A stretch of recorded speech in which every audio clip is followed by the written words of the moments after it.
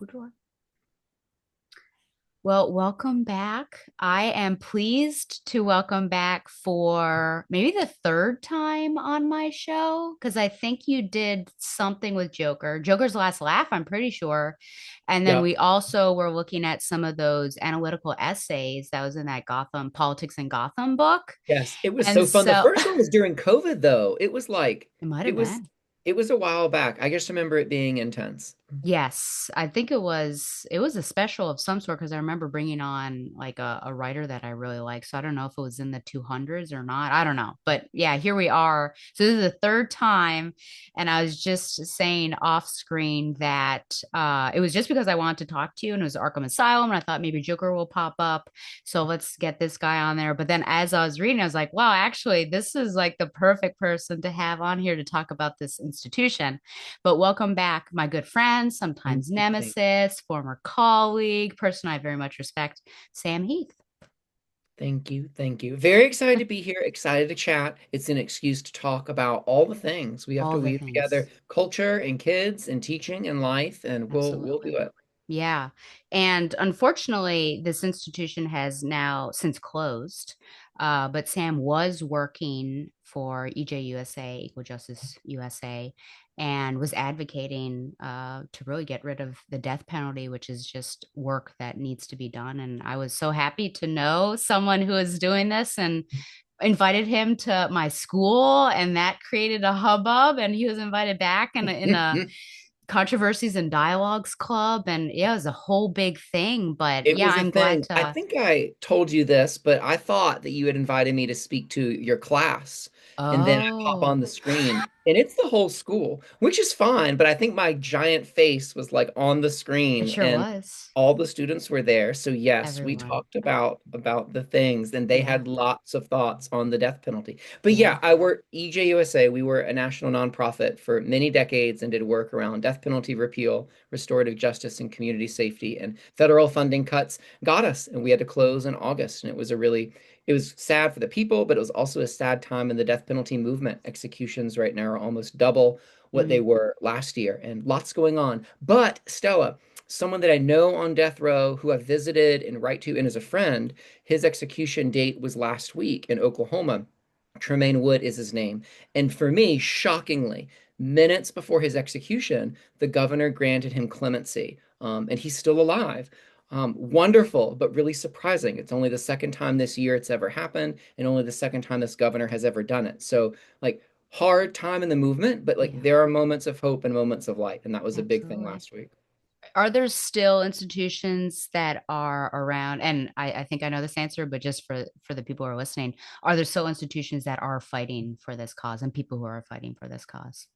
Yeah, yeah. There are thankfully still several national organizations. There's Death Penalty Action, there's the US campaign to end the death penalty, and then each state, there's 27 states that still have the death penalty, and nearly all of those have a group that helps state efforts around the death penalty. Like Tennessee is Tennesseans for Alternatives to the Death Penalty. So there's national groups that do it, there's state groups, there's local groups, and then there's international groups like Amnesty that does death penalty work across the globe, including in the US. So thankfully, like there's still great work within the movement. EJUSA was there at a really local level and often deep within the state work, but there are still orgs doing a lot of good things. That's great. And I mentioned on this show actually a book that you had mentioned like several months prior because I was getting your newsletter was I think how the death penalty killed Jesus and how it's killing us. I think that's what it's called.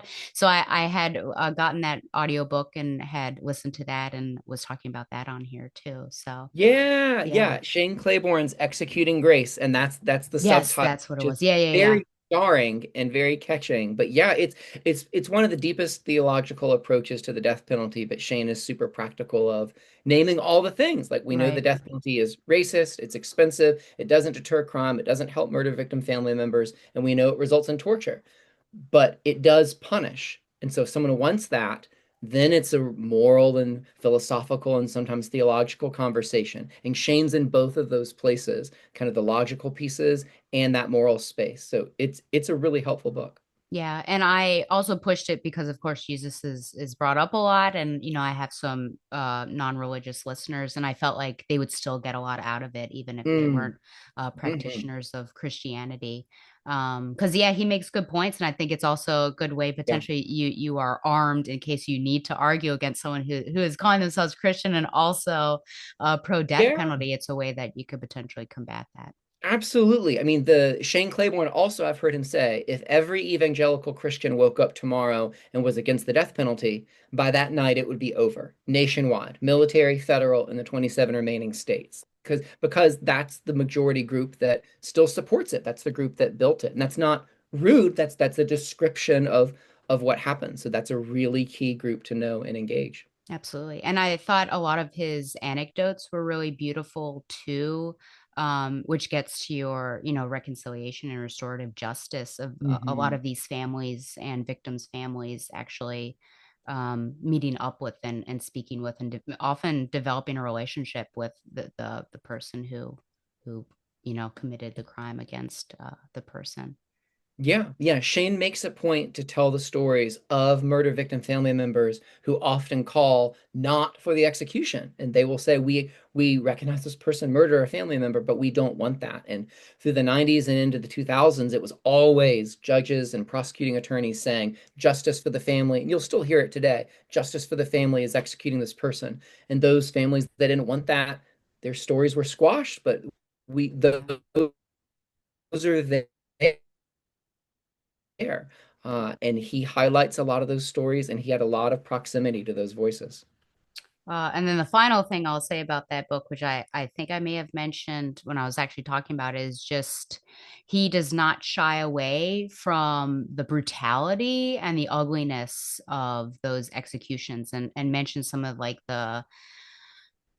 I guess you could classify mistakes, but just the things that have gone wrong or how terrible some of these executions are. Really, all of them, but just there were some horrifying stories. And I think once you put that and there's an actual person involved, I think you start to be like, oh, well, yeah, maybe this is not a good thing if you had not already been on that side.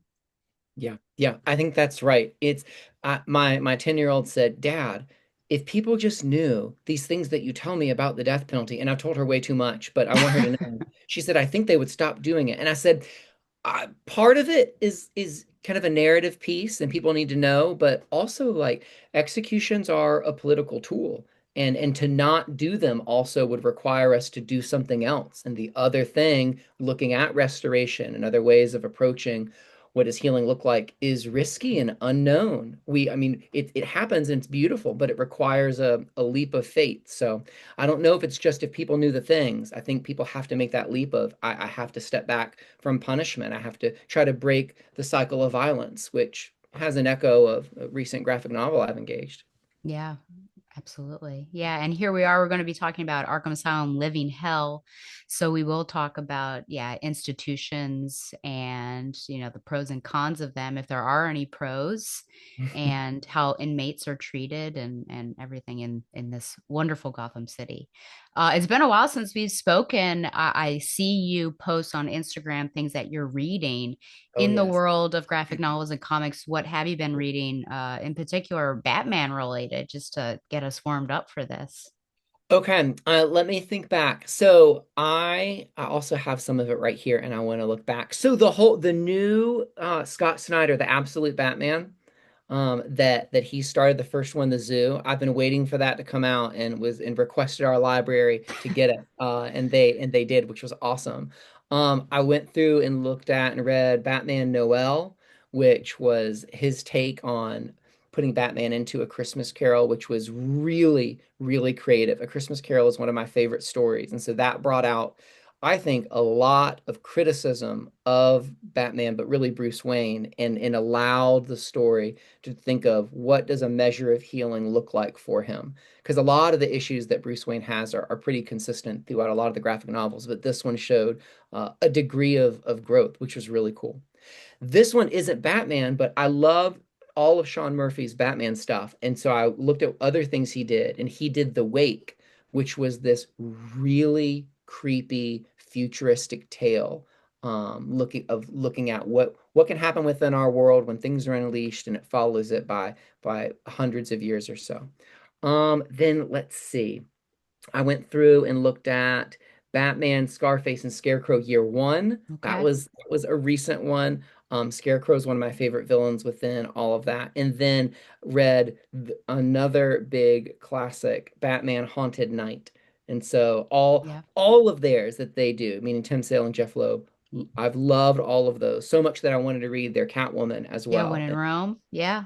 Really loved how they portrayed her and showed her. And then there have been so many others. Those are some of the recent ones, but I feel like I take pictures on Instagram of all that I read, and they're Batman cycles. And Yeah. so there'll be a period of like 2 months, and I'll read so many, and then some months will go by, and I'll dive back in. But that was the most recent cycle. Are you bummed that in this story at the very end, Jonathan Crane he's basically is the scapegoat for the whole thing? Well, even though I like Scarecrow as a villain, I mean it's all right for him to get scapegoated. He's not great. I mean, the thing that upset me the most, I thought you were going to say this, is like Batman and Batgirl are interestingly just these side Yeah. characters. It's a total refocus of what usually happens. I feel like usually things with Arkham are just the first domino for things amongst Gotham, and this totally overturns that. So that was unexpected. But yeah, the ending with Jonathan Crane was surprising too. Poor guy. He's like, what? What is it, like 2 or 3 months in solitary confinement or something? Yeah, kind of intense like Yes, that. which But we can talk all about the system. Some yeah, people spend absolutely. years within it. It is still happening within our country. In Virginia, the state that I live in, it claims it does not have solitary confinement because they renamed it restorative housing. Oh, But okay. it still happens in terms of years for people in our country. Yeah. And I was struck when you were talking at school that a life sentence is still a death sentence, but it's just death by prison. Is that how you refer to it Yeah, as? I've heard some say death by incarceration. Yeah, there you go. Yeah. Because Yeah, I that's had a not something friend that I who had thought about. Yeah.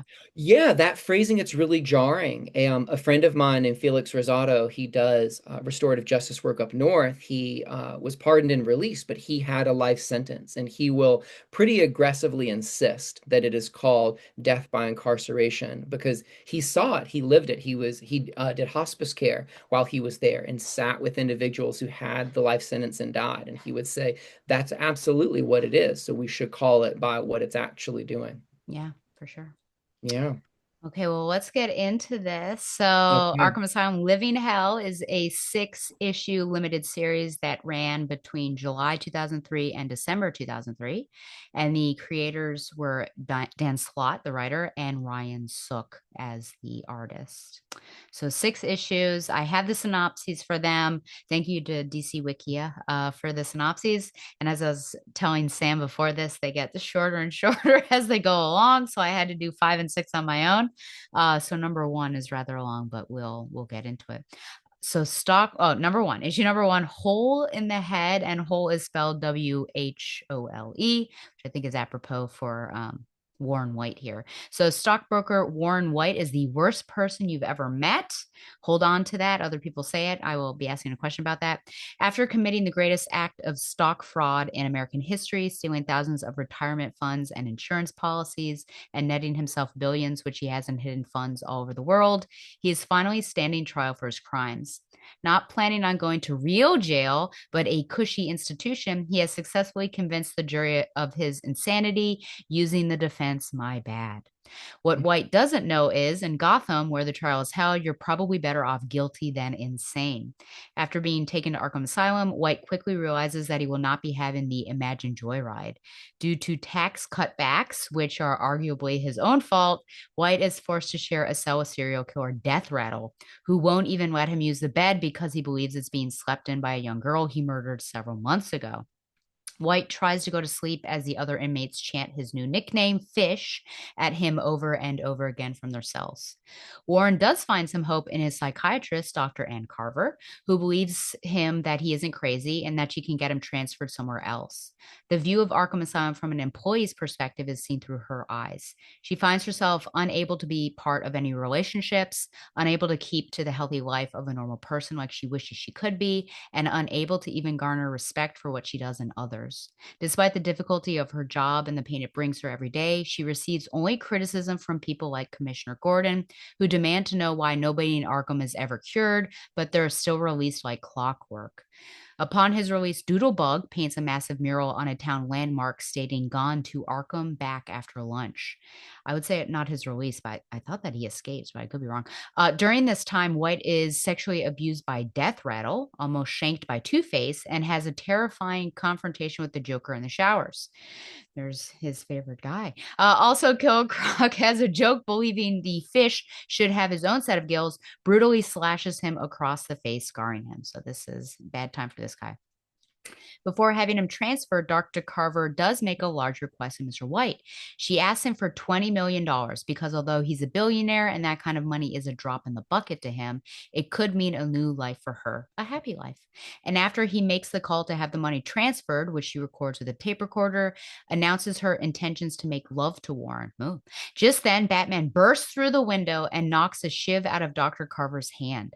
It is revealed that actually it had never been Dr. Carver at all, but serial killer Jane Doe, who had taken over her identity and was next planning on taking over White's. Amidst mild confusion, when White actually stumbles upon the hidden skull of the real Dr. Carver by smell, Jane Doe manages to pull a gun on Batman. Also, two Arkham guards burst into the room, and Batman tells them not to make any sudden moves. Batman asks Jane, who is obsessed with taking the identities of others, if what she really wants is to take his identity as the Batman. He speculates that she took Dr. Carver's identity because she thought her life would be better on the other side of the psychiatrist's couch, but it wasn't. As a psychiatrist, she was forced to look into the madness of Arkham, like the abyss that stares back at you every day. As Batman, she would have to fight it every night, and she could never win. Jane breaks down crying and is taken back to her cell by the other guards. His ticket back into the real world gone, Warren White laments. We have issue 2, Bits and Pieces. All of Ann Carver's notes have to be thrown out by the asylum now that it's been found she was actually Jane Doe for the past 2 months, and Warren White is once again trapped in Arkham. He pleads his sanity to Jeremiah Arkham, who maintains that he is not sane. Dr. Arkham informs him that one of the many personal accounts robbed by Warren was his own, and that now that his retirement plans have been put off, he's sure the two of them will be seeing a lot more of each other. He ends addressing White by his asylum yard nickname, Good Day Fish. Aaron Cash deals with Ann Carver's death and confronts Jane Doe, who tells him that Dr. Carver always thought he was hideous even before he lost his hand. Very sad. A confrontation between the Mad Hatter and Two-Face in the common room ends with a shattered mirror. Dr. Arkham asks resident Humpty Dumpty to put the mirror back together again, which he cheerily agrees to. When Humpty is done, to Dr. Arkham's dismay, he sees that one piece is missing, a very long shank-shaped piece. After even more brutality at the hands of the other inmates, a doctor in the Arkham hospital ward suggests to White that he find a guardian. Two-Face, several beds away, still has injured hands from the mirror incident and is unable to flip his own coin. When the coin rolls over to Warren, Warren picks it up and offers to become Two-Face's coin flipper in return for protection. Despite it being initially helpful to have Two-Face watching his back, Warren finds it ultimately useless as Two-Face will only protect him half the time. Humpty Dumpty in the neighboring cell to Warren and the increasingly murderous Death Rattle worries about White and calls in a favor with Dr. Arkham to request White be transferred into his own cell as his cellmate. As the asylum closes down for the night, Dr. Arkham is forced to draft a new inventory list for the increasing amount of things that he is forced to consider contraband. After confrontation, Death Rattle warns Aaron Cash not to flip him off ever again, which confuses Cash because he had been trying to do it with his hook hand, and there's only one little hook. Number 3 is called Cracked Up. Warren and Humpty Dumpty, this is where Batgirl pops in. So this is the whole reason why we're doing this. Humpty Dumpty trade their stories of how they each got into Arkham. Warren tells Humpty about his attempted scam, and then Humpty begins his story. Meanwhile, Doodlebug bribes a security guard named Wrigley to let him out of his cell using a self-portrait that would be worth a lot of money on eBay. The guard escorts him to the joint cell of Pamela Ivy, aka Poison Ivy, and Margaret Pye, aka Magpie, where it is revealed that he had in fact been the one in possession of the mirror shank. He declines to do anything violent with it, however, instead opting to trade the shiny object to Magpie in return for sex, which seems to be a standard deal with her. And Jane or Pamela is just kind of hanging out by the door. Humpty Dumpty tells of how he had been orphaned at a young age and forced to live with his abusive grandmother. He had always been an even-tempered man, but he just could not tolerate when things simply did not work. Frustrated too many times by faulty machinery, he began taking do-it-yourself books out of the library and fixing things late at night in secret, such as trains that had left before they were scheduled or ATMs that didn't work. These repairs always ended in disaster, and the object in question would usually be completely destroyed the next day. His final repair on the Gotham clock tower had caused a chain reaction that knocked down all the gigantic props on Gotham City's rooftops they were so famous for into the streets like a giant domino. He was tracked down by Batgirl, who, as a librarian, had been able to find him by his overdue books, which was a connection that I can't imagine her. That was a stretch, but we'll go She with it. didn't need her supercomputer. She had the It's library like, system. yeah, it's just someone said the word like overdue, and she's like, oh, overdue, and I thought, okay, It we'll was a we'll go Nancy with the Drew that's move. yeah. He immediately turned himself in, and there was a crazy. He like fell off. She grabs him, but because of his weight, both of her arms are dislocated, and then he fixes her, which it was a scary moment, but yeah, it was very unfortunate. Batgirl was curious as to why he had also taken out a copy of Grey's Anatomy, and apparently believing her to require repair. Humpty had taken apart his own grandmother and tried to put her back together using shoelaces. So very unfortunate. Meanwhile, Jane Doe assumes Wrigley's identity, that guard that we saw, and escorts an oblivious Doodlebug back to his cell, leaving the door slightly ajar on purpose. In the Gotham City morgue, despite his considerable jadedness, Harvey Bullock is confronted with a corpse whose condition makes even him, throw up. There's a mysterious new serial killer in Gotham whose victims, Jason Blood, yes, that Jason Blood, tells him have all committed the same sin. Now we get down to the shorter ones. Issue number 4 is TikTok. There's a big riot in Arkham. Jane Doe, still dressed as security guard, what was his name? Wrigley, kidnaps Warren White in the confusion. Aaron Cash is able to put most of the riot down, but is stopped dead in his tracks by his scourge, Killer Croc himself. Two-Face and the Joker escape, and the Joker decides he's going to kill everybody in the phone book whose name is Palindromic. The ventriloquist, which is like as wacky as you can get, I think. The ventriloquist gets Scarface back from his cell, who was fixed actually by Humpty Dumpty, and the two of them express their mutual anger towards Lunkhead. In a flashback, we see more of how Cash lost his hand protecting Dr. Ann Carver, is like the one shipper in this book, from Killer Croc, and how despite his depression afterwards, he returned to the Arkham Asylum because it's what he's best at. At the Gotham City morgue, Harvey Bullock and Jason Blood discuss the recent serial killings, and Blood believes the killings have only stopped because a murder is in Arkham Asylum. And it's also revealed that the last time he encountered something like them was in his role as the demon Etrigan. Poison Ivy and Magpie begin digging a tunnel to the outside world. In issue number 5, which is Patterns, we get a look at Doodlebug's past as a killer artist and come to find out that he is the one who is a serial killer carving symbols into bodies. And the reason, of course, that those killings stopped is because he is, in fact, inside Arkham. Jason Blood and Harvey Bullock, and Bullock is now under the power of Blood, make their way to Arkham just as Doodlebug kills Junkyard Dog to complete his current mural. And meanwhile, Jane Doe brings White to Mr. Freeze's cell and begins to take his identity while leaving him to freeze to death. And the final issue is Rhyme and Reason. This was Doodlebug, your favorite one, right, Stella? oh my gosh, yeah. Doodlebug releases many demons through a ritual, and Jason Blood is captured inside Arkham. Jason Blood, for some reason, decided to bring tongues that he had removed from the demons the last time he had them. And so now the demons get those tongues back and they're able to talk to him. But he warns, Jason Blood warns Doodlebug, well, really his Etrigan now, that he is not ready for the master demon, whose name is Cthulhu. Cthulhu. Wait, Cthulhu? There's great Cthulhu. debate on the pronunciation. Just Don't like, worry. was it really? Oh yeah, because it's a Lovecraftian Oh, I character. wondered if it was related because of Cthulhu. Yep. Okay. Yeah. It's meant to be in that Who world. knows? Yeah. So yeah, Oh, I okay. yeah. If you Just kind of mumble it, then like you can't. yeah. Meanwhile, pieces of white are falling off of him. He's losing his hair. His face is becoming, well, his whole pallor is very white. His nose falls off, and he is now able to interact with different spirits of people that have been killed, like a former accountant who took his own life because of white, and he can physically interact with them. And Dr. Carver, who happens to be one of those spirits, actually speaks to Aaron Cash and aids him in what's going on here. White, with the help of Humpty Dumpty, speaks to Cthulhu and uses his Wall Street slash embezzling smarts, however you want to say it, to come up with a deal that brings the demons back to hell, puts him, White, as a top dog while living in Arkham Asylum. And once he dies, will make his future time in hell a bit better. And Jason Blood is actually impressed with all of this. Jane Doe is stopped from leaving again by a sudden appearance of Batman. The entire outbreak of violence and the appearance of demons is blamed on Dr. Crane and fear gas, since people are just unable to believe the alternative. And by the end, we see Warren fully transform into the villain now known as Great White Shark.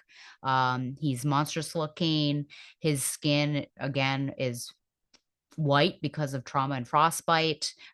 He carves teeth into his own gums, and now he really belongs in Arkham for real, which is the interesting thing. And that is how Living Hell ends. So, yes, I will begin with this question. Did you enjoy Arkham Asylum Living Hell? Mm, I enjoyed moments of it. Okay.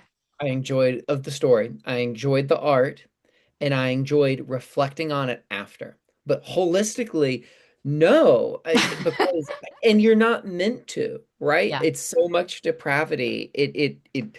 It lives up to its title. It really is a living hell to read. Yeah. And I think, and I was trying to think about what bothered me so much about it. And I think the biggest thing that made it so hard for me was there was not a clearly sympathetic character to identify Mm, with. And sometimes it's Batman, sometimes it's not in other stories. And that's so interesting. And he can kind of go either way. I feel like I'd love to hear what you think. I feel like Batgirl is usually the one that like people can identify with. She holds that role. Batman, you can flip a coin. But there was nobody really like that in this story. And so it was this intensity and depravity over and over and over. But yet what it was getting at and saying about violence and institutions, like there was a lot that was rich and true, but it didn't offer hope and it didn't offer a character that you were like, oh yes, I care deeply for that person. yeah, I think the only one that you could possibly say is Dr. Ann Carver, but Right. then you don't know where that delineation is of like, is this the real Ann Carver or is this Jane Doe? Yeah. And even in flashbacks, you're asked to sort of consider because Commissioner Gordon really goes hard on her for this revolving door. And you're like, oh, is it actually her fault? Is this a fair Yeah. assessment of that? So, yeah, you're absolutely right that there's like no one really to root for. You would like to root for Aaron Cash, but then you see that he's a bit corrupt and how because he gets pretty physical with the inmates Hmm. because I definitely think there's a line. Yes, you should probably stop them from doing certain things, but he does seem to beat them. Hmm. And yeah, so I would say that's a pretty solid story. Um, but for issue 6, it went off the rails for me. It just Yeah. got, I like, Unhinged came yeah. to mind. I like Jason Blood. I like Etrigan. I don't know if he necessarily Okay. belonged in this story though. And as you're saying, there was a lot already. It was so meaty already with the psychology of the whole thing. And I think Yeah. looking at institutional corruption and what it's like to be in this place, that we didn't need to add this supernatural quality to it. And I think Yeah. that you could have, if we're following Warren White the entire way through, there is potentially some other way for him to become top dog without this deal Yeah. with the demon. So yeah, it was just six. Like it didn't necessarily come out of nowhere because it was certainly seeded from the very beginning, but just as a whole, it was like, what's going on? Why are we doing this? Yeah. So Yeah. as a fun question before we get started with other things, if you were in Warren White's position and you needed to find in Batman's rogues, you needed to choose the person to be a lackey in order to find protection, which person would you attach yourself to? Oh, Yeah, oh. I know. Because you got to think like, well, this is so hard because you're thinking like who can be manipulated, who can you kind of pursue in that way, and that's so intense.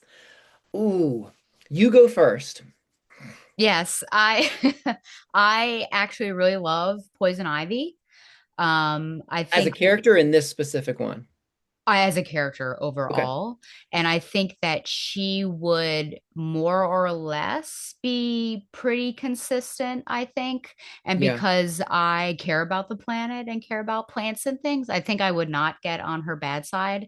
And I don't Okay. know that she would ask for something totally ridiculous from me that would like go against Okay. the fiber of my being. So I would try to attach myself to Poison Ivy, I think. Well, by that logic, because I like and care about art, do I have to go with Doodlebug? Are you Because willing to that's sacrifice your inner organs to help him finish yeah, his yeah, yeah. Hey, you were No, a I model at one point.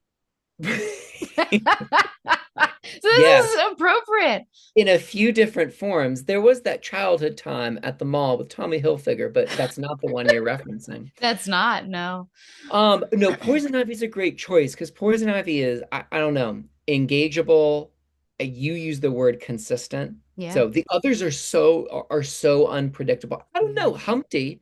Humpty is also really consistent. Yeah. But others, like Death Rattle, like the others, like freak you out and are really, yeah, you're unsure. Yeah.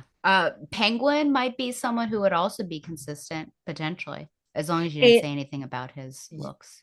and Two-Face, 50% of the time Yeah. he's gonna do what you want.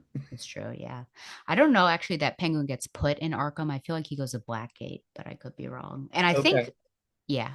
And I think Two-Face sometimes goes to Blackgate too. I think there's some Well, inconsistency yeah, about he's that. out enough to be able to go in both. That I was know, another note seriously. that I had about this in all caps. So many escapes, It is which true. Yeah. always happens, but I love that it references that and that they critique Arkham for that and that becomes a core piece of it. Yeah, absolutely. To begin with that, do you think that the criticism on Dr. Carver, which it really should be Jeremiah Arkham, I think, because he's a supervisor, was fair from Commissioner Gordon, that it's kind of all her fault and what are you doing here and why aren't these people cured?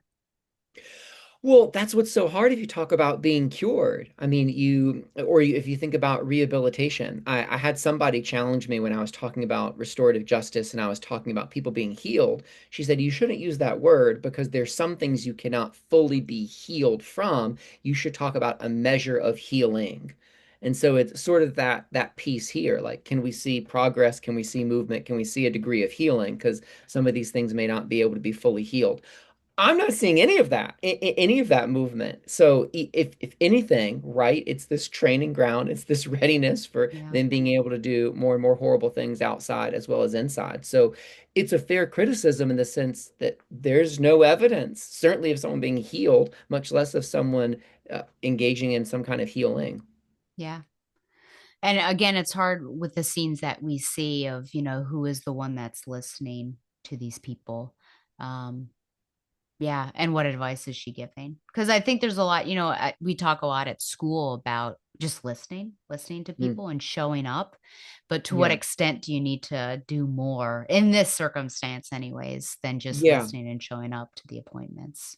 Well, and we're in a different category with supervillains, That's right? also true. Like Yeah. it's kind of that Hannibal Lecter, totally psychotic sociopathic world, whereas like really with mental illness, like it's a spectrum, and there's seasons of it, and it fluctuates so much. It's not as if always there's this breaking point and automatically henceforth forever you are a sociopath like Joker. So all of these individuals really are in this other category that is superhuman in a negative way. So the you can really question like what kind of healing can be there anyway. And one Yeah. time I can think of a lot of listening happening was with the Joker's doctor, and we saw how that went for her Yeah. and what that led to. Yeah. Unfortunately. Yeah. She's recovering from him though.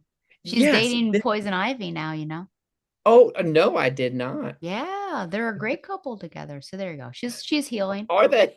I think so. Are Yeah. they? Is it great to date another supervillain? Well,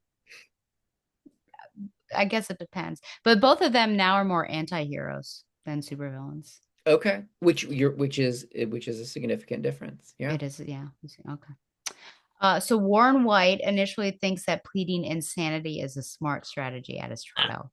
How does this story subvert that expectation? Oh, I mean, his expectation is, as you said, like a cushy little bit in some place, and then he scoots on out, and he thinks this is the way to go. But yet he's sent to the worst place that's ever been. So one, it's sort of like a funny subversion at the beginning because he says my bad, and then oh he ends up in Arkham, and at that point it's kind of funny.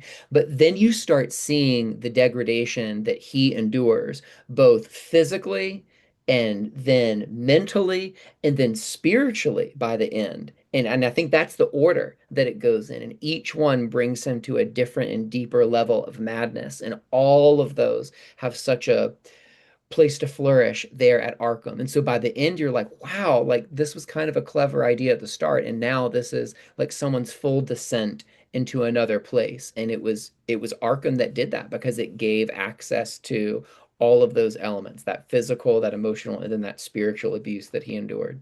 So at Yeah. the beginning, I was like, oh, okay. And by the end, wow. I think we just said the word like this is unhinged and really intense what's happened. Yeah, absolutely. Do you think that this speaks to outside of Arkham Asylum situations in real life that happen of how we kind of change depending on the environment, or do you think this is too extreme to make that sort of connection? No, I think it's both, right? It's nature nurture. I think often prison, or in this case Arkham, gives a place for all these abuses to happen. So you've got the nurture coming in, the environment doing these terrible things, but it also gives the opportunity for people to be at their absolute worst. And it rewards that within that system. And so you've got, if anybody's got any of those latent desires or whatever, like this is the place to really turn that light switch on. And so it's both. And real prison is so often like that. The Mm, thing that pushed me early on to move against what prison is and to want to pursue an alternative that is focused on healing was when I saw prison and all that it did, the dehumanization, the numbers, the cells, everything. I saw that, but then I saw that it was that way by design. And then that was when it brought up me this disgust at that injustice. And so it makes me wonder about Arkham too. How much of that environment is there by design? Like, who gives a supervillain a cellmate? Like, how is that helpful? And yeah. it's Arkham. You've got money within it to be able to do the things, and they could get their own cell. So it makes me wonder how much of the way that Arkham is really is that way by design, including the escapes. Yeah, absolutely. Yeah, I've got a couple things that are connected to that because I do want to ask, how Arkham functions as a character in its own right. Mm. But I do wonder because of all this and how you are saying how it's designed, why doesn't Batjerk, in his alter ego, Batman, or his alter ego, Bruce Wayne, why doesn't Bruce Wayne give money to, yeah, Oh, redesign Arkham yeah. Asylum? Don't you think it might be his also response? He's the one complaining about it. Why isn't he doing anything to fix it? He doesn't want it fixed. But for Batman, he doesn't. When Batman says, "I'm going to bring you to justice," like that means like someone's going to bleed.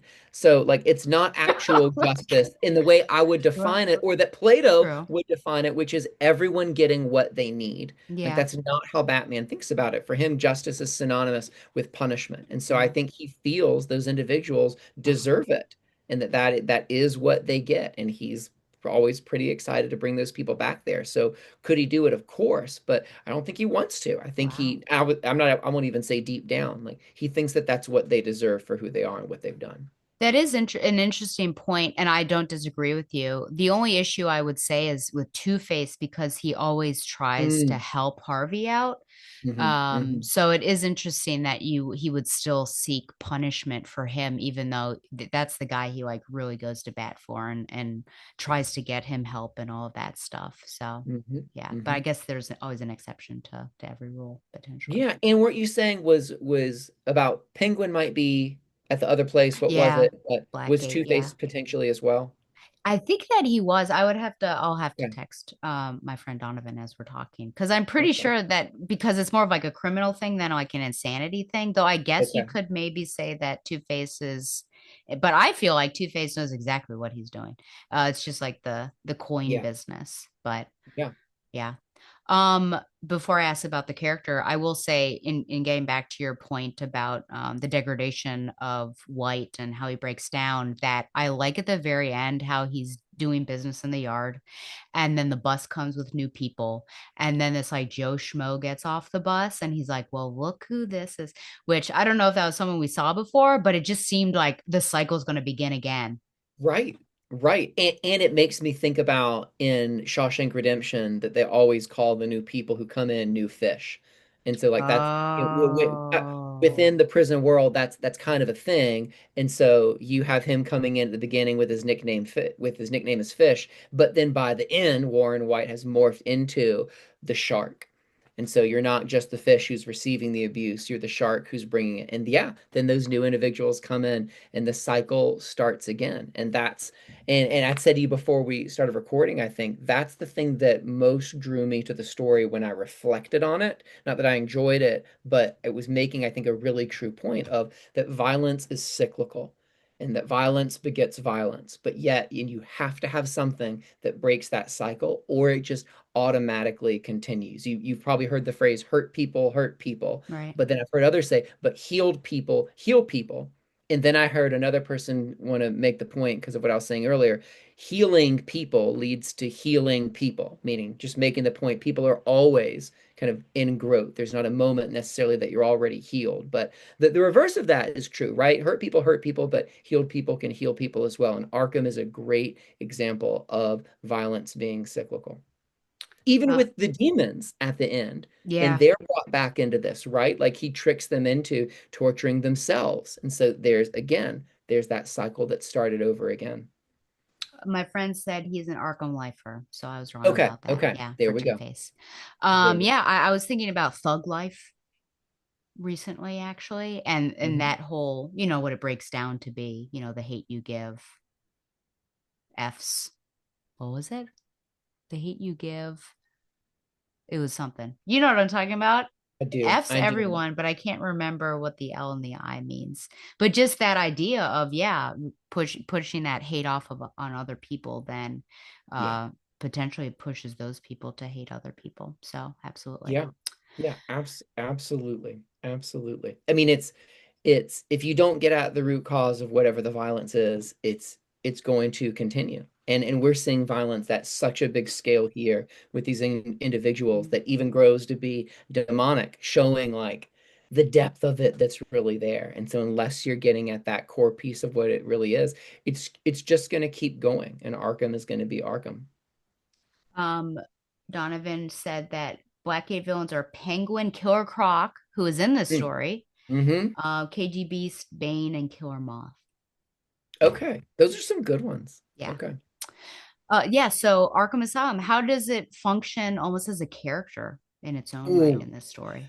So when I think about a place or a space as a character, I think of Stephen King's book Salem's Lot and that Mm, Jerusalem's Lot functions as like an organism in that story, or Truman Capote's In Cold Blood, the town in Kansas. He speaks of the town throughout the book and the effect that the murders have on that town as a character. And Arkham is that way as well. And I don't, it's sort of I think Arkham is often a crutch, almost like a Deus Ex Machina in the reverse in other Batman Mm, stories. Like it's this thing that can like magically solve things in a terrible way, or sure. somebody's escaped and that's led to a new story.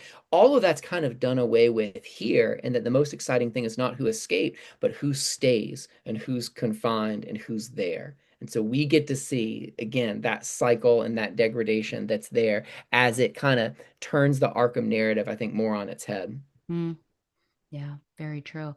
There's a book you might like. I think it's Batman Death by Design. Have you read this? I think by Chip No, I've Zdarsky. heard the title, that's all. Okay. Yeah, and I'm pretty sure like Gotham very much is I think more of a character than maybe we've seen it in the past. So I kind of think of Yeah. that. Yeah. Yeah, it's very Yeah. much, it's for me this story, I think Arkham Asylum is more than just the setting in this novel. Like it really is affecting all of the people around there and the different spaces are acting in different ways. hmm So I think it's utilized well and in a different way. Well, and you see the effect on the COs, on the correctional Right. officers. Like you see them perpetuating the abuse Mm-hmm. in very similar ways than the people who are incarcerated there. And so you see the space having an effect on everybody there. And to reference Stephen King again, I mean, I think about The Shining and like the Mm, effect that the Overlook Hotel right. has on Jack Torrance and what it does to him over time. Arkham is like that too. And we've seen that in tons of other graphic novels. But here, the source of it, at least the argument that he's making, is that it is this demonic presence, like the ultimate evil that you can have, and it's almost like this gateway. And was it Sean Murphy's series when he was looking at the like Curse of the White Knight and Oh, those, and when he looks at like the historical origins of Arkham and the connections to it over the centuries, I thought that was a better portrayal of Arkham's evil and the way that it was rooted and connected to Gotham as a whole, the way that it kind of grew from it and like spread out almost like these roots to the rest of the city. I think that the where Living Hell went is it just got wild at the end. It kind of made yeah. the same point, but not in as classy of a way. Yeah, I agree. In what ways is Warren White a sympathetic character, and in what ways is he unsympathetic? Or could you even draw any sympathy for him? Yeah, well, he's innocent in a sense, in the sense like he doesn't know like the depth of the horrible nature of people. I mean, I love that regularly he's told, "You're the worst person I've ever met." He's like, "What? Me?" And you know, he if we're talking about by effect, think of all the lives that he's ruined and all of the evil that he's brought. But the difference is that he was doing it in such a way that wasn't I don't know. There's a different level of how he was deriving pleasure from what he was doing versus the way that the Joker does by killing everybody whose name is Ada, or I can't think of another palindrome right now. So, you know, you've got him doing these things and he's almost enjoying it and he's exploiting other people and it seems like he doesn't actually see the extent of what he's doing, but yet he then meets in Arkham these individuals who see exactly the level of evil that they're doing and they are thriving off of that. Like that's what's feeding them. That's not him at the beginning. That's him at the end of the story because we see the change. But I don't think that that's him at the beginning. So there is kind of an innocence with him at the beginning, and then you just see his descent into madness and evil. Yeah, I do feel like, well, for the unsympathy or my unsympathetic attitude towards him is that he does not seem to have any remorse for what he did in regards to hmm taking this money. Yeah. To the extent that even he is dying in Mr. Freeze's cell and he grabs that guy and basically says like it's your own fault for being weak or whatever, and then somehow is able to choke a spirit. But I did have sympathy for him in that, I don't know if you'd consider it a montage of all these terrible things that happened to him, because Mm, I think he does maybe portray what maybe a normal person would go through in a really bad criminal system if they were just placed somewhere where they did not belong. right. Like maybe if you put a child in like a maximum security prison, something like that, and then Yeah. just going through all these horrific events. So I had sympathy for him then, and I also thought, well, that probably it definitely is happening. Yeah. um and yeah, hard to watch, but I felt like it was dealt with well. Hmm. Yeah, it's hard because you see the great evil and the horrible things that he's done, and so a degree of it is like, oh, well, he deserves something. But with our kids, anytime a movie or a show ends with someone being taken off to jail or prison, and that's success, I try to often I'll pause it, and they get annoyed because they know it's coming, and say like, but like, what does that person need? Like, is prison going to help that person? Yeah. And the answer to that is almost always no. And we know often what it is that people need. And we know that what he needed was not to be within that space that exploited him and turned him into what he was by the end, by design. Yeah, unfortunately. You mentioned, of course, this quote that Mr. White is the worst man that some people have ever met. Humpty Dumpty says this. Dr. Arkham says this. It shifts to be Jane Doe at the very end. But do you feel like there's a commentary about what people in that society believe a criminal or a bad person is? And then do you feel like our society shares that? Because it dealt with like money. Like, is it an economic thing in that he stole much money from many people and ruined their lives in that way, compared to some of these people who are like mass murderers? Right, Joker, he's not the right. worst person. So what is there a commentary that's being said and using that quote and having that defining feature for him? Yeah, ooh, that's deep. I don't believe this, but I feel like part of what is gotten at in the Gotham world, there's almost like blue collar crime, like just, regular old serial killers like the Joker that just love like Sure. slaughtering people. And then there's like the white collar crime, like the like Falcone and some of the Mm, others, yep. that have this empire that affects people because and it's affecting generations in these huge ways, and that seems to be the way that he is affecting others. And so both are having these ripples in these effects that are terrible, but it really is highlighting that nature of exploitation and moving against somebody's livelihood, like messing with someone's mind by removing their resources. And yeah, it really feels like it's elevating that above, again, just the regular old kind of serial killer crime. And so, yeah, I think it's a commentary because I think so often in Batman and the Gotham world, like it's spoken of as the worst thing that someone is a serial killer, and that's terrible. But a lot of the other kinds of crime don't get seen because the Joker is just so so wild Right. and terrible that a lot of those other things kind of get swept under. So it is highlighting a lot of those other things. And Yeah. when was this published? Like when was this out in the world, 2003. I wonder? Because 2003. okay. Okay. And so I'm just trying to think like in the world of kind of I where think we're things on the were then. cusp of the Yeah. Iraq War, aren't we? Right. Yeah, it's post 9/11. I mean, Yeah. we're moving in a sense kind of out of the mass incarceration movement. The highest number of executions was in 1999, and so executions are kind of starting to drop. And so I feel like people maybe are a little more willing to look at some of those other things of what's considered criminal. Yeah. Humpty Dumpty. What do you think about this guy? Do you think that he is helpful, harmful, or both? And does this say anything about intent versus impact? Yeah, he just wants to help. He's trying. He just wants to put the stuff back together again. Yeah, Yeah. he's a great example of like his intent. It's sweet. He's trying, but Yeah. then like you do a chain reaction and it kills people, and the impact of that is not great. Again, with my oldest daughter recently, I was saying to her, I know your intent was to be funny. Your impact is you really hurt your brother. And those aren't empty words. Those are a big thing. In the criminal legal system, you are held just as accountable for your impact, regardless of what your intent is. In fact, your intent often doesn't matter. And so I Hmm. appreciate that there was the nuance to be able to show Yeah. Humpty as a holistic character and where he was. And yet again, we're seeing no nuance with the criminal legal system of Gotham. And because of what his impact was, he lands there right beside Joker when those are two really different people. Yeah.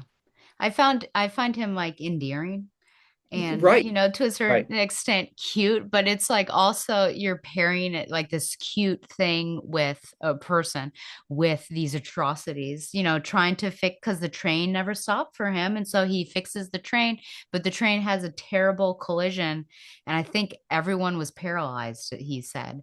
So just bad things happening, and wanting people to be their best selves, but Hmm. then what does that look like?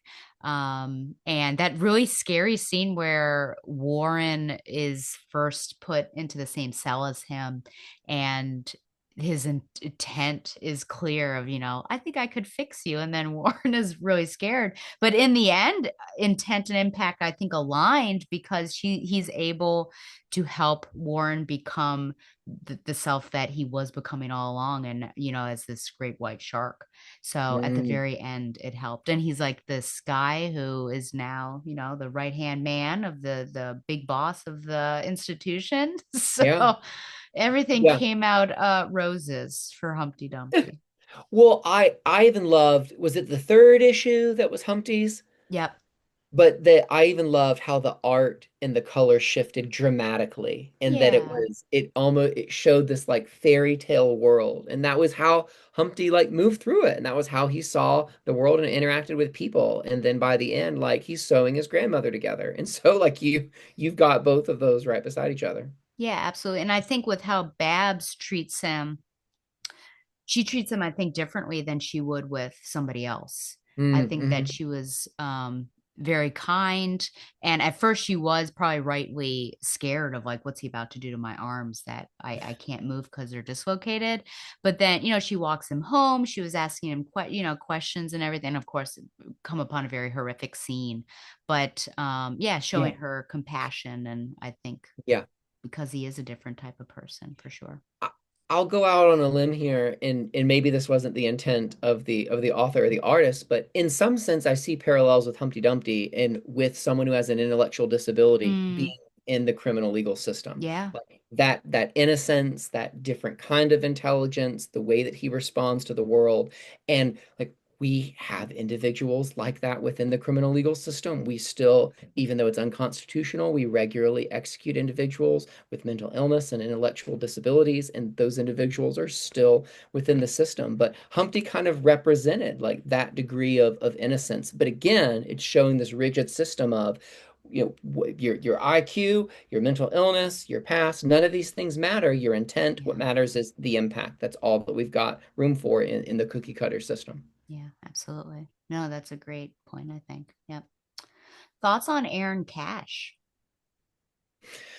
Mm, you go first on this one. Okay. So it was I wouldn't have expected any romance in this story. Yeah. But it was a sweet yet sad romance that just never seemed to work. She was looking for people probably outside of this world, and he really liked her. Um, and then they never really got together. But at the very end, her spirit is able to help him. So there were some sweet aspects to it. Yeah, a little bit of closure. Yeah, I like him to a certain extent because it does seem like he is like a moral person, or has, he is mostly upstanding. um and he has his own ideas of what is right and wrong, and he's human like us, where he loses a limb, and that Hmm. seems terrible, and so he wants to do something else, but then he's brought back into it.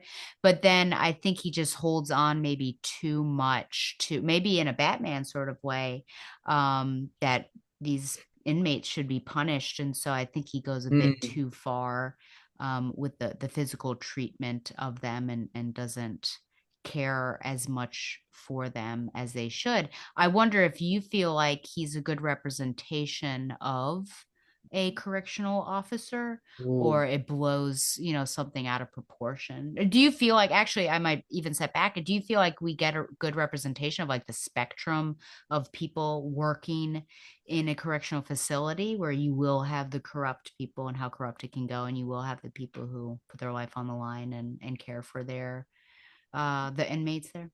Yeah, yeah. I think I don't want to forget this, so I'll go back to Cash first. He was probably the character I most enjoyed or identified with because he felt the most realistically human Mm-hmm. in the sense that he cared for others and that he was physically impacted by this place. And then he responded to the place in violence, like to a degree. Like, how could you be in that space and not bring about some of the violence that you're witnessing or that Yeah. you're experiencing yourself? So I mean, that was wrong, but in the sense that that makes sense, given just human nature. And so I love following his character and his arc, his development, all of that. So far as other COs, yeah, it is a spectrum within the corrections space. What There was a book by an author named Shane Bauer called American Prison, I believe was the name of it, that came out maybe 10, 15 years ago. And he went undercover as a prison guard at a private prison within, I believe it was Louisiana. And he was there for a number of months as a reporter, going in to cover what this space was. And a lot that he saw, and we referenced earlier the Stanford prison experiment when we were talking, like the degree that that proximity to violence just brings that out within you, Mm. that regardless of your intent and your heart, how much you want to help, if you are within this criminal legal system that is designed to punish and dehumanize, and that is what it is by design, you can enter into that to be a help, and sort of like a school resource officer at a school. You'll have tons of stories about like, that's great, that helped me. There's this anecdote, but like as a whole, I will say, now that I'm not a teacher, police don't belong in schools. They're not going to bring that holistic help that an individual needs. And if you bring that agent of violence, which is what they are largely trained in, into that space, that's going to have an effect. Same thing with corrections officers. Like, you are trained in control, in fear, and in violence. And then you're brought into this environment that is that. And it's really hard to stay out of that. At the same time, I can think of examples of corrections officers. I can think of a warden that I know that are people like that want good and want to help others, and want to bring a measure of healing if they can. What's hard is, again, if you want to do that within a system that's completely designed to work against that, then really you're looking at individual cases. But that systemic change, that's really hard or maybe impossible, which is kind of the argument of abolition as a whole, of Mm. we must do away with this thing because by design and from the beginning it was off, and now we've got to do something else. But in real life, yes, there's a spectrum. But I think sort of similar with police officers, like, you have crazy degrees of violence, of suicide, of domestic violence. Like, you see their bodies and their households and their lives affected by the proximity of violence that they're engaging on the job. And you can't always separate yourself from that. And I do think that this shows really well that the criminal legal system affects and infects everybody around you. One of the ways of engaging and talking about the death penalty is talking about how it affects every single person, those that witness the execution, those that press the buttons and pull the levers, those that check the body, and obviously the person who is executed. It affects and traumatizes all of those individuals, and you can't really escape that. Some are more resilient than others, just like in real life. And so, yeah, you see a spectrum of that within this. Yeah, that reminds me, in the book we were talking about at the start, he was mentioning how, I don't know why my camera keeps going on and off. He Yeah, at was least I can see mentioning background.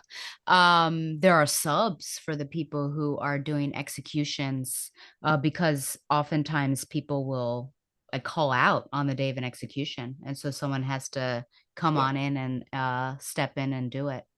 yeah, yeah, yeah, absolutely. You've got,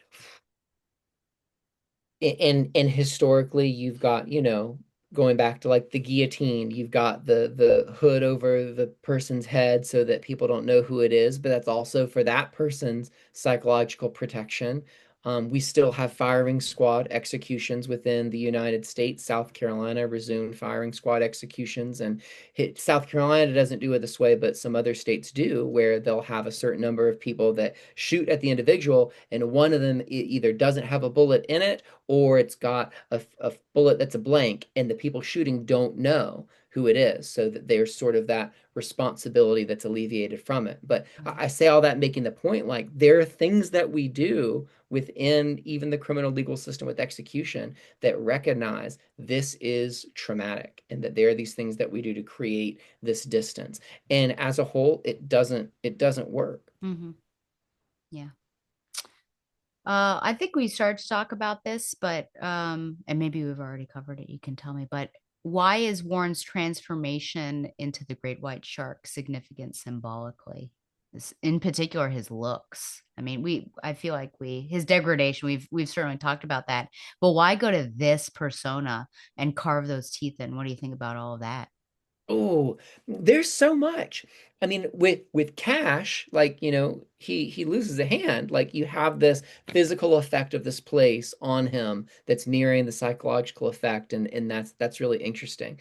But then with the shark, it's this extreme version. It's almost like you see his humanity being drained away from him, and these almost primal animalistic features coming through. It makes me think about Voldemort, and like the degree that he returns and comes back into the world, the more snake-like he looks. And again, it's just showing that proximity to evil and what he did in order to be able to come back. And so, kind of same thing with Warren, like that proximity that he had to evil. It's manifesting on his body. But I think it's the thing that I think that's the most interesting is the name, and that it's shark, and that shark is this super predator. It's this being that, which I think they do sleep, but they always say like they never sleep. They're, if you listen to I think Richard Dreyfuss in Jaws talking about it, it's like it never stops. It's always going. It's nature's perfectly evolved like eating machine. Like, it's the most famous predator and the most feared one probably in the world.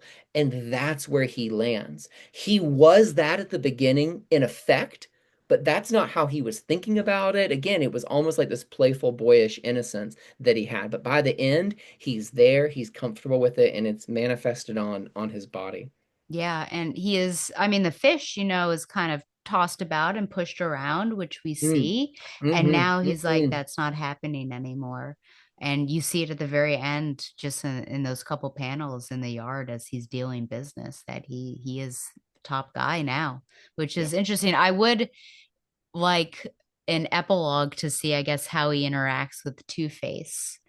Like another top dog potentially in the prison. But Yeah. yeah. And probably the other character whose like physical manifestation reflects the internal dynamics within him. Yeah, absolutely. I feel like we've talked about the critiques of the criminal justice system that are in the Mm. story. Would you agree? There's so much. Yeah. Um, the other only other thing I'll add, because you mentioned Shane's book, and part of that gets at Christianity.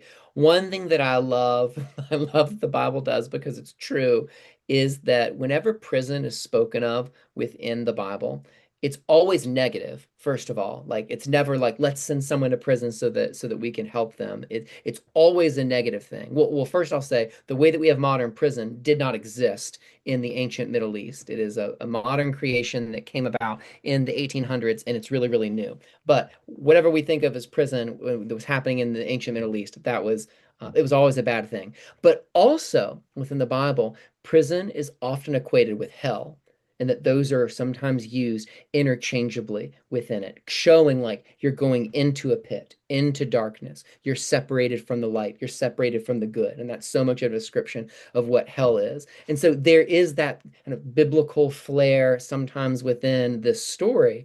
And so I think it's really helpful that it gives a true critique of prison in the criminal legal system by naming it living hell, which again isn't necessarily doing it on purpose, but makes me think of how often within the Bible, both Old Testament and New Testament, it equates prison with hell. Do you feel like then the presence of the demons in Cthulhu is like too on the nose?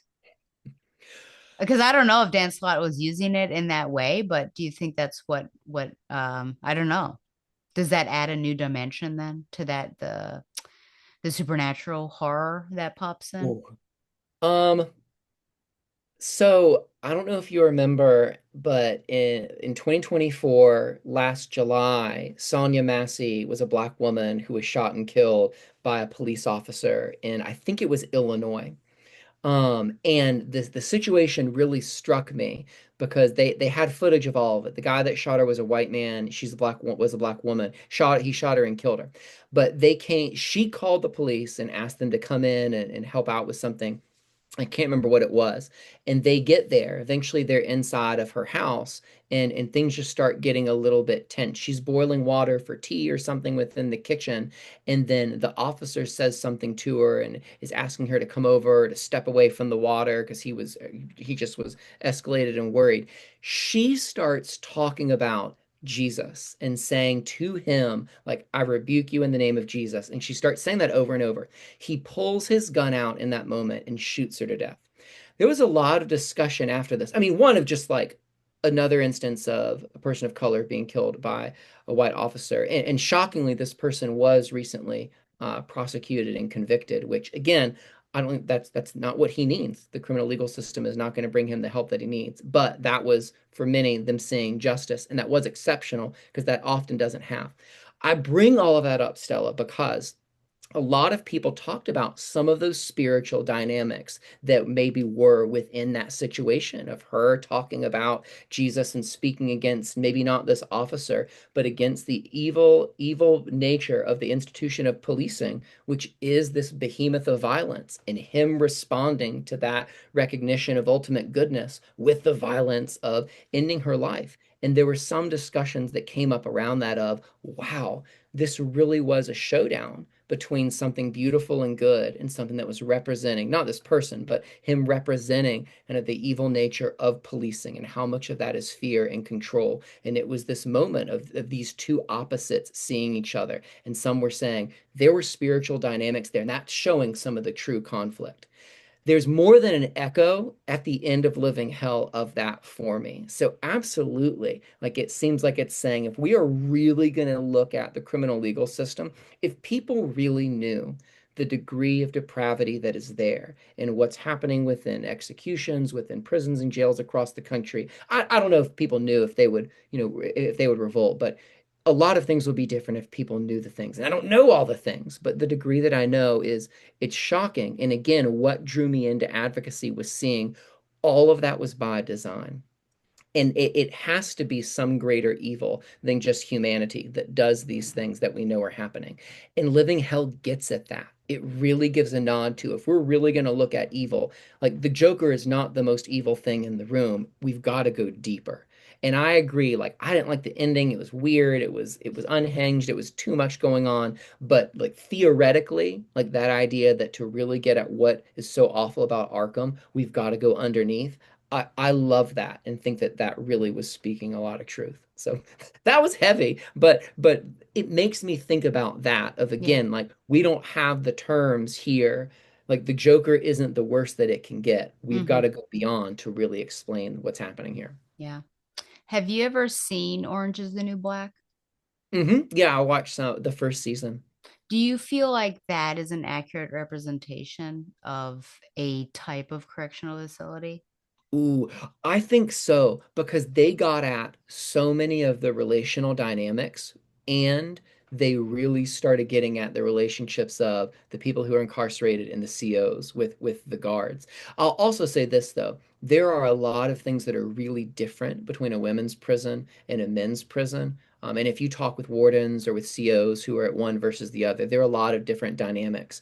A good friend of mine who runs an organization called Proximity for Justice, they do TED Talks within prisons all across the country. They're doing one actually here in Virginia in March at Fluvanna, which is our women's prison. So she's been in lots of prisons over time and engaged different wardens and officers. And she had one officer who was a warden in a men's prison and then was a warden within a women's prison. And he and he said, the main difference that I've seen is within a men's prison, you tell them to do something, they'll either do it or they won't, and they'll like resist and fight you. But if you within a women's prison tell them to do something, they're going to want to know why, and they're going to ask, and they're going to dig into it. So like even just that, and I Yeah. think that's not just stereotype. There are some major dynamic differences between a women's prison and a men's prison, and there's so much relationally that's happening within a women's prison that I think goes beyond just kind of the typical beef and violence that you'll see in a men's prison. And Orange is the New Black gets at some of that in some really, really deep ways. I don't know where it went after the first season, but Yeah. it really does show those relationships. The outside ones coming in and having an effect, and new ones being formed, and guards coming in, and all of those interactions. Yeah. Porn stash being a villain. Yeah, I think yeah, you would have seen him yes. then. Yeah, yeah, those relationships. I watched that entire show. Okay, tell me the And things. it definitely is like not uplifting television, even though, there are certain aspects of it that's like humorous or whatever. And I Right. had hopes that like this is authentic, but I just wonder how many people watch that show and think, oh, this is wrong. Our criminal justice system needs to be fixed in some sort of way. But I learned a lot through in terms of overcrowding. There's a season where they just like fling in a bunch of people, Mm, the mhm. economy of, and just like it's a big racket of, the whoever was in charge at the time, getting bids for different materials and things like that, and it being just like a money making scheme. Yep. When a great character was unfortunately killed, which very much was, it felt reminiscent of George Floyd, where the CO was on top of her and she couldn't breathe, and he was like, she's resisting, and then she died. It was a very sad Wow. moment. And then in the later seasons, ice comes into play, and Ooh, up until that moment I didn't fully understand what ice was and what ice does. yeah. And they do it in such a powerful and impactful way. But I do hope that people don't just watch that show and think it's entertainment, but are Yeah. getting a lesson from it. But I also wanted to like separate fact from fiction. So I am heartened to know that from what you have seen, it Mhm. seems pretty authentic. But yeah, yeah, Yeah, I think you're right. Like the humor or the degree of those incidents that are concentrated within like a single day. I mean, right. prison it's measured in terms of years and decades. I mean, the average the average amount of time that someone's been on death row when they're executed in this country is about 30 years. So like it's this is decades that go by of relationships and things and people coming in and out. That's something that the Shawshank Redemption shows really well, like measuring prison and its effect on people and the institutionalization, the term that they kind of popularized in that movie. Like it shows it in terms of 20 plus years and what that really does. But I mean, I'll say whatever we see in Orange is the New Black and those other spaces, like what actually happens with prisons and the criminal legal system as a whole, like unfortunately it's worse. Yeah, I mean, within a single institution, yeah, not all those things can happen, but spreading it out, like the degree of again of depravity that's there, and what's allowed and what's pursued and what's rewarded, and how much of that is by design is it's pretty staggering. yeah. Ironically, Piper, I think that was her Yep, name, yep. is similar to Warren here, because she's just kind of a Joe That's a good Schmo that I parallel. think was, yeah, He I just did a can't little remember. money crime, right? Yeah, I Yeah. know. And then here she is becoming like top dogish kind of thing. Or Yeah, Breaking Bad is a good true. example of that too. Of we talked about the difference of a supervillain and an Yeah, anti-hero, and like seeing his descent into that. And I remember these moments within that show, and I love that show of him seeing what he did and recognizing it. And there's this huge moment later on in the show where he's saying, I did all of these things. And his wife says to him, don't you dare say you did it for our family. And he goes, I did it for me. And it was this recognition of like him pursuing this degree of evil and what he did, and it changed him. And not only did it change him, that's what fueled him and drew him and became part of his identity as it went on. yeah. Ooh. Have you read Bane or Bane Vengeance, or have you seen Mm-mm. The Dark Knight Rises? Mm-hmm. Oh, Yep. okay. Do you feel like, I'm pretty sure it's been a while since I've talked about it, but Santa Prisca, do you feel like that prison that he was born in is worse, better, or the same as Arkham Asylum, being literally in a hole, as you were talking about, of sort of pre-Christian era. So, I mean, I think what's the name of that one? The Dark Knight Rises. No, no, no. Did you name Oh, the I'm prison? pretty sure it's Santa Prisca. Let me just Okay. verify my Oh no, facts. I Yeah. just was trying to name it. Whatever that was. I mean, that was defined by the absence of certain things, right? Like you didn't have your family there, you were away in this other country, you were deep underground, all of that. But what's different about Arkham is the systematic abuse that's there. Like, and that's not only present amongst those who are incarcerated, that's part of the institution. That's part of the way the guards are there. So, I mean, there's ways that each of those prisons or places of incarceration are terrible. But again, what makes Arkham bad or worse, I think, is that it's not just this place of separation, which is terrible and awful, but it is this place of separation and brought in are these elements of abuse that eventually were shown have these demonic roots. Yeah. Very true. But I also Uh, don't know a ton about that other prison. So if there was, yeah. other stuff going on there, tell me. Yeah. Well, now I've got a couple. Well, it's been a while since I've read it. I recall water being flooded and Bane was like stuck in a cell. And so there were Ooh. times where the tide would come in and he was like up by a vent and like trying to get air. I Wow. will send you the recommendations for that. The prison itself Oh, is called Peña Duro, but it was okay. Santa Prisca. So I'm glad that no bat people will come out and be like, you don't know what you're talking about. In the comment section. Yeah. Okay. So yeah, winding down here. At what point, if any, do you think Warren becomes criminally insane? So do you think he is at the end? Is it because, and if he is it because of his actions, his trauma, or his environment? I feel like maybe I know what your answer is there. But do you feel like he's criminally insane? Yeah, I feel like by the terms of how Gotham and Arkham measure that, sure. But criminally insane within the criminal legal system in the United States is less definable and and often really difficult to get to. Um, but you listed the three things of which was it that did it, and yes to all of them. I mean, Mm, I don't think it's any one of those things that really did it. I think it was his proximity to the source of evil as he got closer to the demons and to the spirits and to Cthulhu or whatever. As he got closer to that, yeah. that just pulled away more and more and more of his humanity and then that manifested within his body. I mean, when he lost the nose and all that happened with his body seems like the Yeah. fork in the road moment of him Hmm. really kind of changing over to it. But that's another thing that I don't like about superhero stories.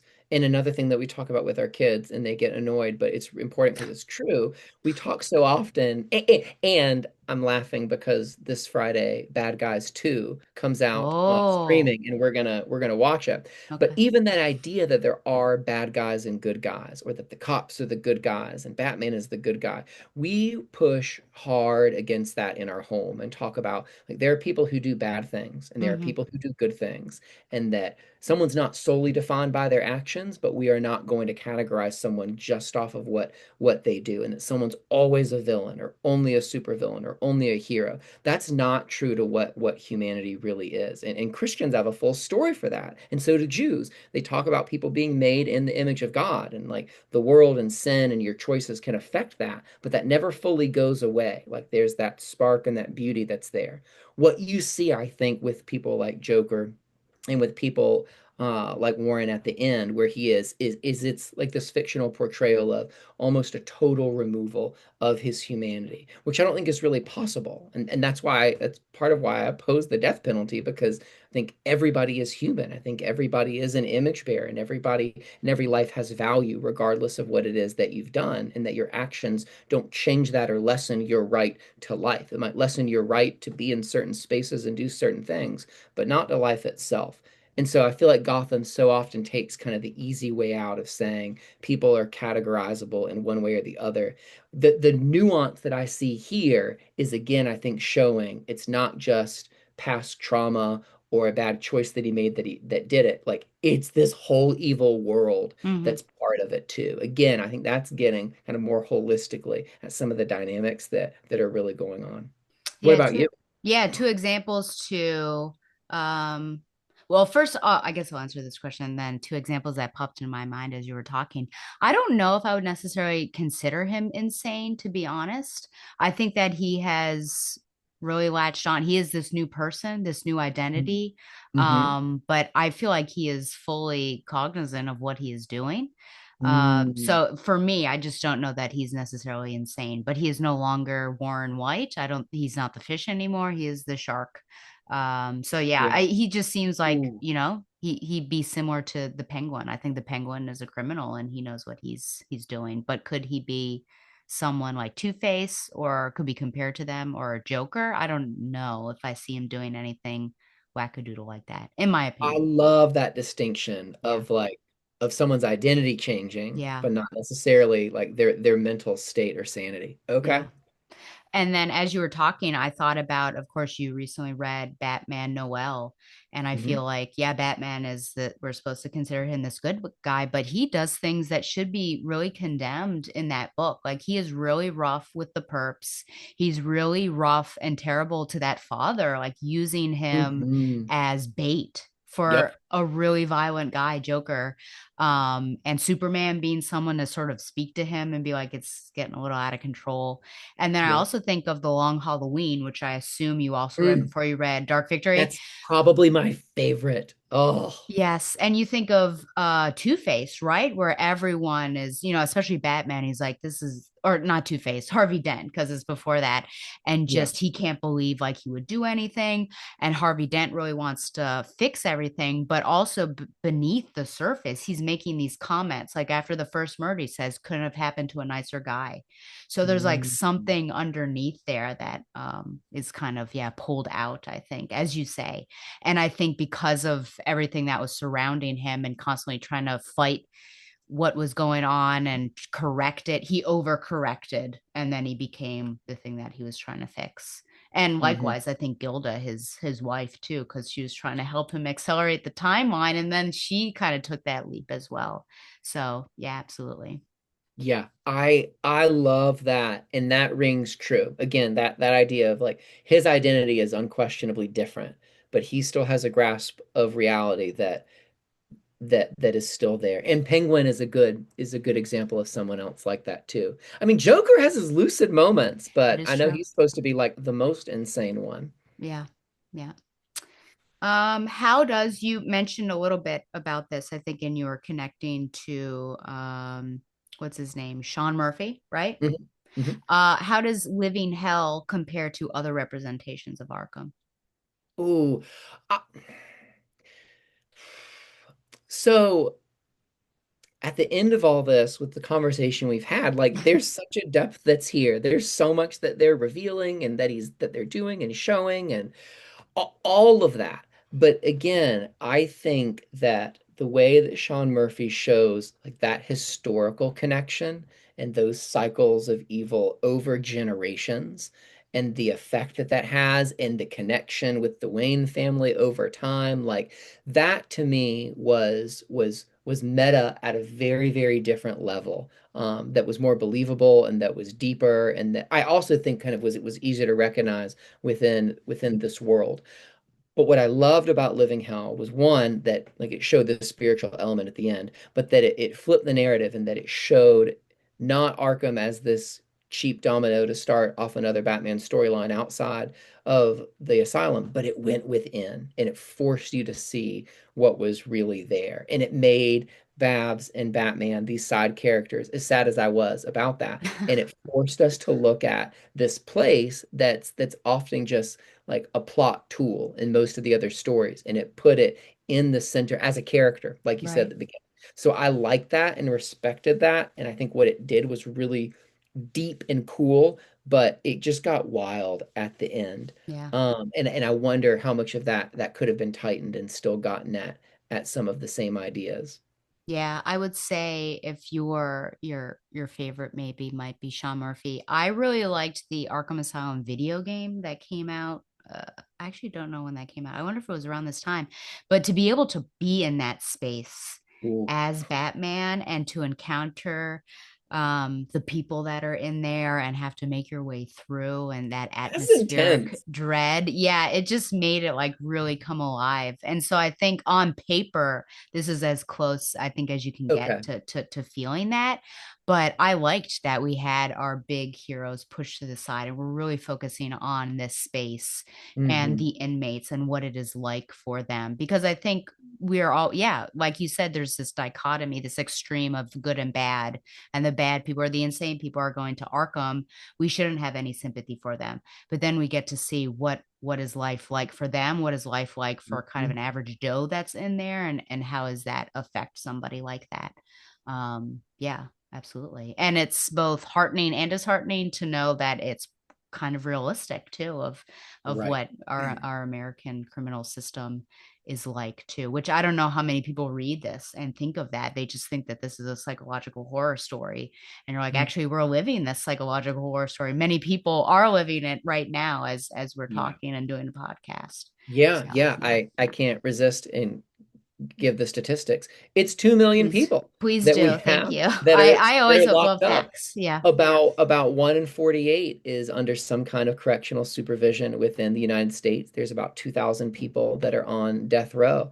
The peak was maybe 10 plus years ago of 2.3 million people that were locked up. So it's gone down, but we still incarcerate at a higher rate than just about any civilization in the world. In Virginia, the state that I'm in right now, the only country that incarcerates at a higher rate than the state of Virginia is El Salvador. So Mm, there's still places that we are exceptional in the ways that we are doing mass incarceration, which is not an activist term. That's just a description of the system that we have. $182 billion system per year. that's a lot. Yeah, a lot of money. It's so much. It's so Yeah. much. Yeah. Yeah, but that's Arkham writ large, I think is the system that we have. And we see the effects that it's having. As a final question before I ask you what your grade is, and of course, I know that you have some points, so if there's anything I've missed, please bring it up. But why do you think Arkham remains such a compelling setting for Batman stories? I think a couple things. I think that it is an easy and useful, like again, plot tool. Like, oh, someone's escaped and we've got a new storyline. I think also that people are really fascinated the closer and the more proximate they get to degrees of evil, Mm, weirdly. Or not weirdly. I mean, it kind of makes sense, right? Like yeah. you True when crime podcasts, right. Monster on Netflix. Yeah. Right. Yeah, it was the highest grossing horror movie, and that's like the most evil thing that's ever been. So Yeah.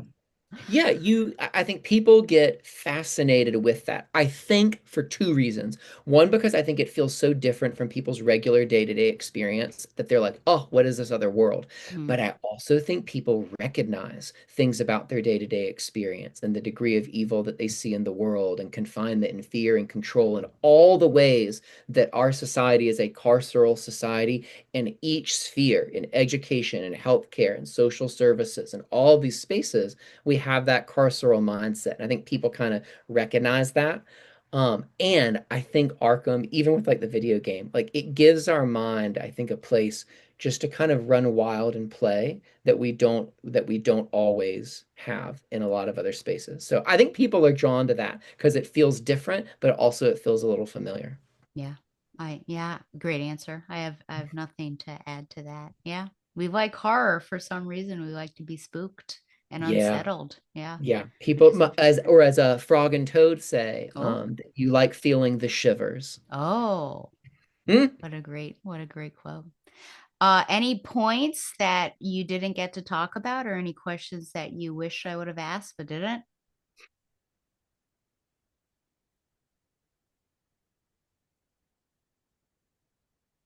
I want to hear from you this. How did you feel about the art, and the Oh, color within it? That's one area that I'm not great at assessing. There were some Tim Sale vibes with it, yeah. but I'm just not super qualified at that degree of it, and would love to know how you thought this measured up against. other Batman portrayals. Yeah, I think it's definitely I wish now I had an image, so I'll pull some I'll be on my phone temporarily. But I appreciate that the coloring is dark and Mm, atmospheric. I think had it been bright, which it is with Humpty Dumpty, but as we yeah, discussed, I think that noticeable. that matches the character and the fact that he was outside of Arkham, so is in the quote unquote real world, so he got to experience that. But yeah, I appreciate that. It's also in a Tim Sale way, or even I would say in shoot, I've forgotten the guy who did Noel. Bermejo, Oh yeah, Lee Bermejo. yes, Kind of this like scratchy type, like the lines aren't necessarily clean. It's yeah, like very like quick and there are edges to it that I think yeah, reflect the mind state of the actual characters, yeah. kind of like a frenetic Hmm. feel to it. So I appreciated all of that. I enjoyed the art, I would say. I think it reflected what's actually going on the paper. Yeah, yeah, I think that's right. Um Yeah, I was just seeing if I could pull up something, but no, it's at took me to Amazon. Yeah. Any other thoughts? I don't think so. I Okay. when I saw that you wanted me to read this and talk about it, Yeah. this is so much. I just want a Batman story, maybe a detective one, because that's like my favorite, which is why I like the Long Halloween, and that's like my favorite thing ever. And the darkest I ever went was it Batman Black Mirror, Dark Mirror? What was that Oh one? yeah. Yeah, Yeah, Black Mirror, yeah. yeah, that was a lot. Yeah. So now But you this need was something uplifting. yeah, but this was even beyond that. I think like even darker. But again, I think it rings true. And so Hmm. what I loved about it is at the end I was like, yeah, like that really resonates with what I've seen within the world, the criminal legal system with Sonia Massey, all of these things. Like I don't like it, and that's really upsetting, Yeah, but that feels really true.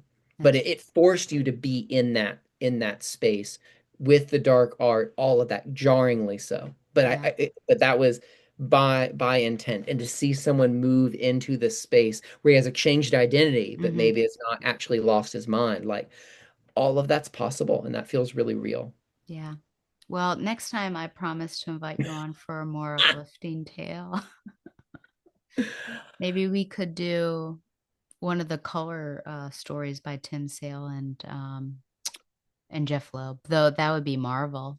And there's Those are usually something so tragic. Have you read that, those like Spider-Man Blue and I've read Spider-Man. I haven't done okay. the Hulk one. Okay.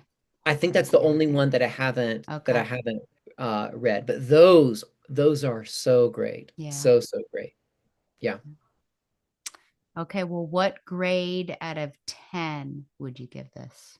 10 being like awesome, Sean Yeah. Murphy, Perfect. Sam's favorite. Yeah. No, nothing Okay. can be wrong. Yeah. See, I would have given a different response before coming into tonight. And I feel like so some of our comments and you talking about the art and you talking about the identity piece versus insanity, like it gives it a depth I didn't fully see before. So it tips it, I think, Oh, from a 5 into a 6 for wow. me. That's lower than I would expect. Well, I love Batman. I love Joker, which is Yeah. weird. I love the detective pieces. Uh, and none of those are Are in really there. elements of Yeah. this story, but again, it rings true. And so Yeah. that's great. What about you? Out of 10? Yeah. Yeah. I think 7.5 out of 10. Okay. Okay, that's up there. Yeah, I like the psychological aspect. Six just goes off the rails for me. It does. And yeah, so I think that's really what drops it a bit. But yeah, I think Party C But I plus. wonder if there was a way to do 6.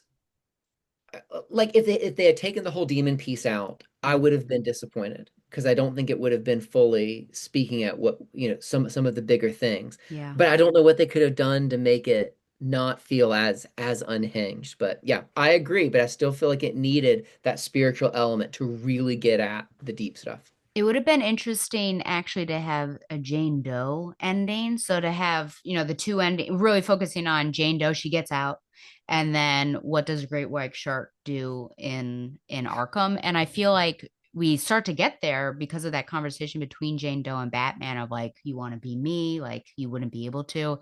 What does life look like for Jane Doe outside of Arkham? And I feel like she wouldn't be able to hack it. And then she finds her way back into Arkham just like Hmm. intentionally because she feels like it's her safe space.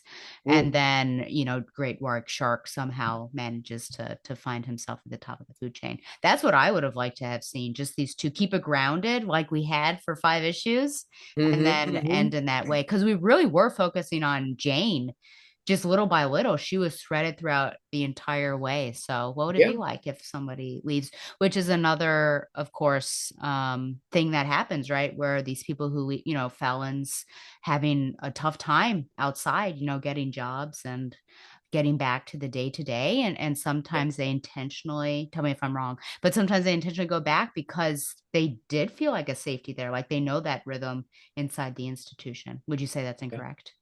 No, no, absolutely that happens. I mean, but as a whole, recidivism is super high. Not necessarily as often because it's just on purpose, but Right. like that's if you send someone who has trauma and has brought trauma into a traumatic place and then release them, they're not healed or healing. Almost for sure they're going to come back. And some people, individuals, and again, you see that in the Shawshank Redemption, find some kind of solace in that familiarity because Yeah. the outside world is so shocking and jarring and requires so much. Yeah. Yeah. Well, listen, if Tim Sale was still alive and I kicking, we know. would call him up and you do the story, he does the I art. know. The So Jane there's a whole Jane fan Doe. fiction spinoff that you There you just go. plotted. Start writing that Jane Doe series. Yeah, absolutely. Well, where can I know you're a Joe Schmo, but where can people find and support you? And what also could they do like practically to help fix our institutions and get rid of the death penalty? What sort of Yeah. message do you have for listeners? Yeah. I mean, if people are super interested in seeing what I'm reading, because that's as you know, all that I post, I'm on Instagram. Sam Allen, Heath, I said I'm reading. But more important than that, there are some groups that are doing some solid and some amazing work. If people are wanting to look into how to work against the death penalty, the group that I probably engage is called the U.S. Campaign to End the Death Penalty. It's kind of a super group of most of the groups within the death penalty movement working against that now. If people want to engage community safety and what does it look like to do things other than just lock people up, there's a group called the Futures Institute that is really asking those questions and helping grow those different alternatives to incarceration and those ways of healing. And if people are really interested in probably the most ancient, the most revisited way of engaging and meeting harm with healing, restorative justice, there's a group, NACRJ, the National Association of Community and Restorative Justice. So all of those groups are doing the two things. They're working to end something and they're working to bring something in its place. And in true abolition, Ruthie Wilson Gilmore talks about this, that it's not just the absence of something and ending what we're doing, it's the presence, it's bringing something. And that's what true safety is. It's not just the absence of violence, it's the presence of well-being. So those are three solid groups that are doing different aspects of the work that people can engage and support. Thank you so much. Hmm. And thank you for coming on and reading this really uplifting limited series and It discussing it connects with to me. very cool things. It's great. No, Yes, thrilled to yeah, come on and chat about all the things. absolutely. Well, remember you can send any questions or comments to backrolltooracle@gmail.com. Do you have an email address if people have any questions for you that you would like to share? Sure, drop them in. Absolutely. So it's my name, Sam Heath, SamHeath, and the number 4 at gmail.com. Samheath4 at gmail.com. There we Happy go. to chat and follow up with the things. Yeah, absolutely. And I know from personal experience, because I know that students reach out to you afterwards, They did. yeah, to ask you questions. And then I think I found out this year that you did an interview with the Quaker Quill, which I was like, Yep. how come no one told me that he was in the Quaker Quill? So I guess I have to Yes. look up that interview too. Yeah, Yeah. they were freaked out in a good way by all these things. Like, what? We can do more than prosecution, prisons, and police. And they were really interested and a little indignant, but like curious. Yeah, well, I know that there was a faculty member in particular that was a bit of a like hashtag Blue Lives Matter and was disagreeing with you about that. It's funny because this happened February 14th. And when I set that up for you, I was asking around, I was like, do you think this is problematic? But I think it turned out well. But then one of my colleagues who's on the hall, he said to me before I went to go set up, he's like, it's really stupid that we've got a collection speaker today of all days. And I was like, I'm the one who set that up, and then walked away. And then afterwards, he was like, that was amazing. So, Oh, good. yeah, just desserts, you helped me with that one. Good. Yeah, Good. we can try to get you back again once you, yeah, get some Happy to. like, I mean, yeah, I said it on that thing, and I said a version of it a second ago. Like, we have to see the world and people as both wicked and wonderful, and that yeah, we do wicked and wonderful things. And if we skew too far in one direction, like, we're not seeing reality for what it really is. That was how I taught history, and that's yeah, like how I engage advocacy. Like, we've got to see those things. Even in Living Hell, there were some wonderful, wonderful things that were there, absolutely, largely because absolutely. like it was speaking what was true. Yeah, absolutely. Remember, you can like the show on Facebook or follow it still on the Twitter at Barco the Oracle. I barely go on there. Subscribe to the show on YouTube for an uncut version and with video, as you can see. Follow the Batman Universe on Facebook and Twitter as well, and support the Batman Universe by subscribing to Patreon. And once again, thanks Mile High Comics for sponsoring Back for the Oracle, the Barbara Gordon podcast. Do you remember my sign off? Hope everything's great. Fight authoritarianism. I don't know. That wasn't, no, it's fly on Babs lovers. So I'll set you up and then that's what you say. You ready? And until next time, Fly on, Babs lovers. lovely.